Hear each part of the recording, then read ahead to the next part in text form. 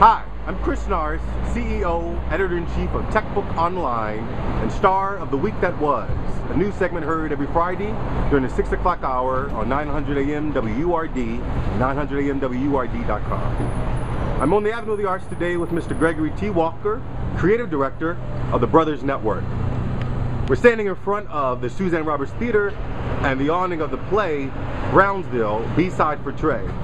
Mr. Walker's organization on May 16th, this Saturday, will be doing their fundraiser here, and part of that event will be this play. Mr. Walker, tell us about the fundraiser and how this play will be integrated. Well, we're really thrilled to be here on the Avenue of the Arts at the Philadelphia Theater Company. This is our 6th consecutive year working with the theater, and we always co-sponsor and co-join the theater with a wonderful show that engages the African American community in ways that perhaps it had not been engaged before.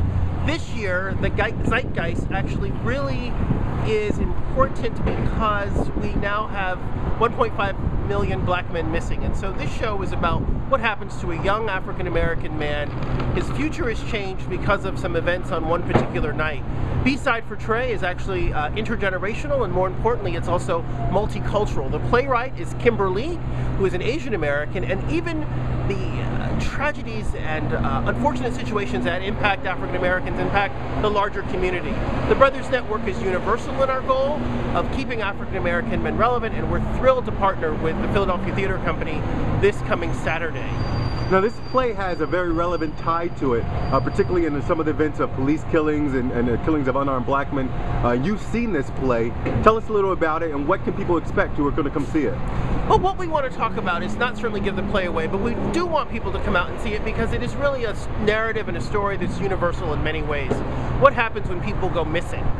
This event, this play, also has another component for us, the Brothers Network, in that we are actually featuring 10 outstanding men, 9 of them African American, who have been impactful in ways that are not often known. So we like to talk about these men are actual, and they're real role models, and so they too are subjected to structural racism and institutional racism, but yet they have managed through great strides to become something else and live outside of this narrow definition of who and what African American men are. So this play shows what the possibility of possibilities are. That's what the Brothers Network has been engaged in.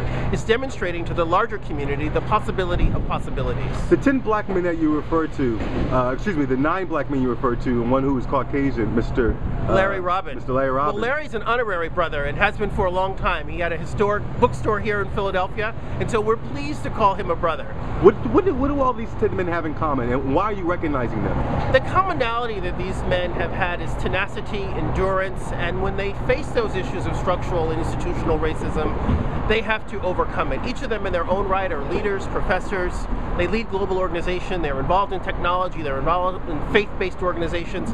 They are real leaders, real everyday men, everyday heroes, just like Trayvon Martin perhaps would have been, or in the context of this play, the way Trey would have been the hero.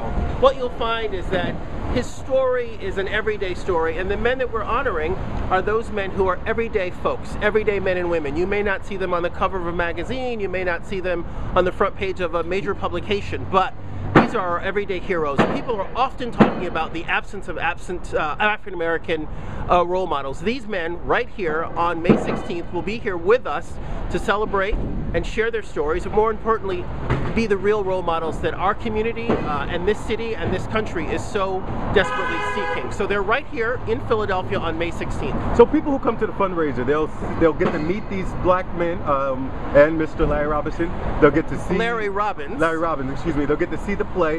What else will come with the fundraiser? Well, we love this idea of intergenerational, intercultural. So we're going to have a little bit of a Korean-style soul food buffet for people to enjoy, as well as pre-performance reception.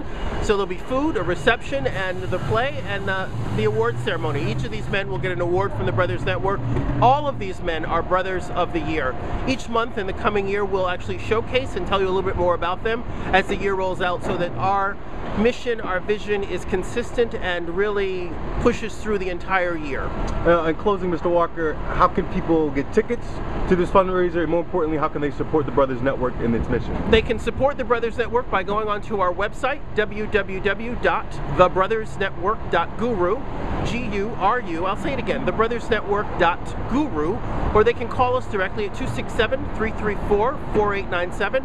On our website, there's an opportunity for you to become a member or also come to our fundraiser. So we're really thrilled for this opportunity to share this bigger, broader mission of making black men assets and also sharing that they are truly gurus. Thebrothersnetwork.guru, we believe that all African American men are gurus.